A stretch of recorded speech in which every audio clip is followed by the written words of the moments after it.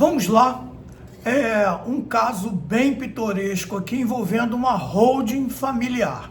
O jovem relata o seguinte: o pai dele morreu, era um empresário muito rico, famoso, e deixou bens, tá?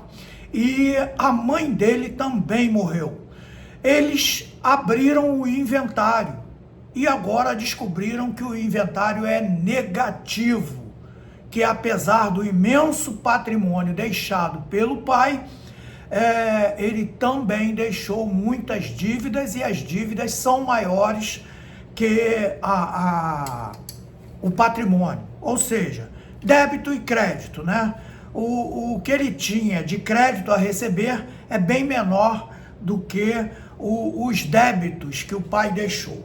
Então eu vou explicar uma coisa aí que muita gente pensa, que é muito simples, assim, vou criar uma holding familiar, o imposto de transmissão é menor e etc. Vou lá. Você vai precisar de advogado, você vai precisar de contador, tá?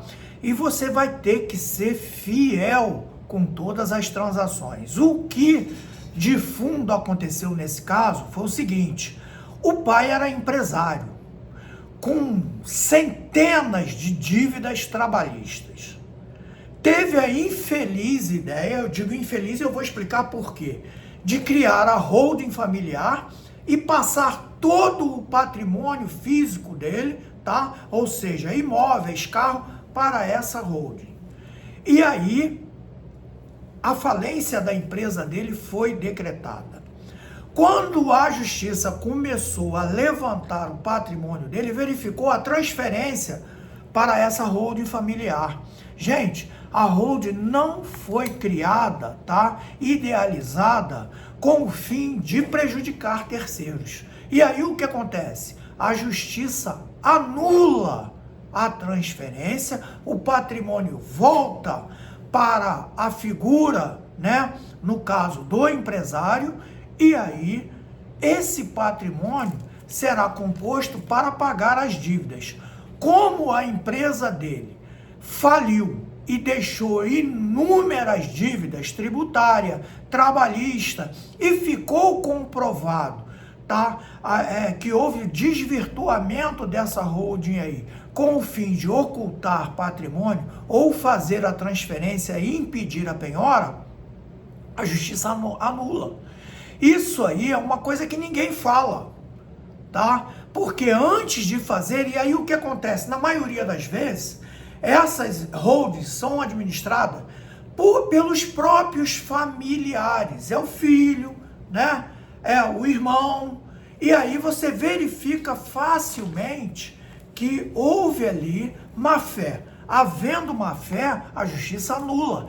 É por isso que o montante da dívida era muito grande, o patrimônio era menor. As dívidas consomem todo o patrimônio. Se você pegar aí uma dívida de 10 milhões de reais, tá? E um patrimônio de 1 milhão, esse patrimônio provavelmente será levado a leilão e não vai caber nem para o pagamento do principal, ou seja, para as dívidas trabalhistas, por exemplo. E é aí que figura, né, o fracasso da holding.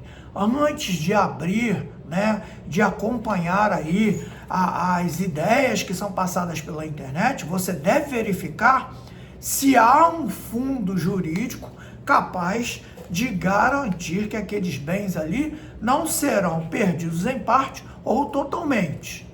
Não estou falando mentira, é só pesquisar TJ Holding Familiar Falência, que você vai encontrar inúmeras decisões anulando a transferência de bens particulares dos sócios para uma holding, porque ele já sabia que se deixasse o nome dele, perderia. Gostou? Curte e compartilha.